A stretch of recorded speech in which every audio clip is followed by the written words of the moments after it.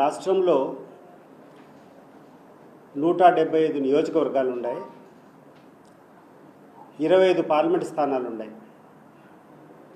బహుశా భారతదేశ చరిత్రలో 175 అసెంబ్లీ నియోజకవర్గాలు 175 అసెంబ్లీ నియోజకవర్గాల్లో 25 ఈ రాష్ట్రంలో ఉన్నటువంటి 25 పార్లమెంట్ స్థానాల్లో మొదటి స్థానం కానీ లేకుండా రెండో స్థానం కానీ వచ్చినటువంటి ఏకైక పార్టీ ఇంతవరకు నాకు తెలిసి ఒక వైఎస్ఆర్ కాంగ్రెస్ పార్టీని అనుకుంటున్నాను. భారతదేశ చరిత్రలో రాష్ట్రంలో ఉన్నటువంటి అన్ని అసెంబ్లీ స్థానాల్లో అన్ని పార్లమెంట్ స్థానాల్లో కూడా మొదట లేకుండా రెండో స్థానంలో వచ్చినటువంటి ఏకైక పార్టీ నాకు తెలిసి ఒక వైఎస్ఆర్ కాంగ్రెస్ పార్టీని అనుకుంటున్నాను. ఇతర రాష్ట్రాల్లో ఎక్కడైనా ఉంటే ఏదైనా 2-3 స్థానాల్లో ఉన్న ఆ పార్టీ రెండో స్థానం నుంచి ఇంకా తక్కువ 3వ స్థానంలో 4వ స్థానంలో పడిపోయిన సందర్భాలు ఎన్నో ఉంటాయి. కానీ this is the first instance where 175కు 175 స్థానాల అసెంబ్లీ, 25కి 25 పార్లమెంట్ స్థానాల్లో మొదట లేదా రెండవ స్థానంలో వచ్చినటువంటి పార్టీ వైఎస్ఆర్ కాంగ్రెస్ పార్టీ. ఇంతకంటే హోదా ఏం కావాలయ్యా ప్రధాన ప్రతిపక్షం అని చెప్పేదానికి ఇంతకంటే ఏమి ఎగ్జాంపుల్ కావాలా అని చెప్పి నేను అడుగుతున్నా. ఈరోజు జగన్మోహన్ రెడ్డి గారు పోరాడడం ప్రధాన ప్రతిపక్ష స్థాయి కావాలంటే హంగుల కోసరం కాదు. జగన్మోహన్ రెడ్డికి కావాల్సినటువంటి అన్ని హంగులు ఉన్నాయి. ఆయనకు ₹1 అదనంగా నీకు బత్తాలు అవసరం లేదు, నువ్వు ఇచ్చేటువంటి ఫెసిలిటీ అవసరం లేదు, నువ్వు ఇచ్చేటువంటి పిఏలు అవసరం లేదు, నీ అలవెన్స్లు అవసరం లేదు.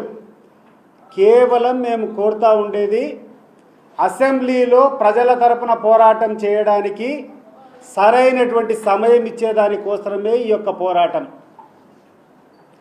దీన్ని పక్కన పెట్టి రకరకాలుగా మీరు మాట్లాడుతున్నారు.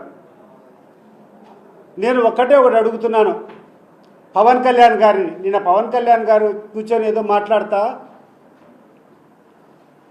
ఈ 5 సంవత్సరాలు ప్రధాన ప్రతిపక్ష హోదా వచ్చేటువంటి సమస్య లేదని చెప్పి మాట్లాడాడు. ఈ రాష్ట్రంలో ఉన్నటువంటి ప్రజలకు జగన్మోహన్ రెడ్డి తర్వాత ఏ నాయకుని మీదన్నా కొంచెం అంతో ఇంతో నమ్మకం ఉందంటే పవన్ కళ్యాణ్ గారు.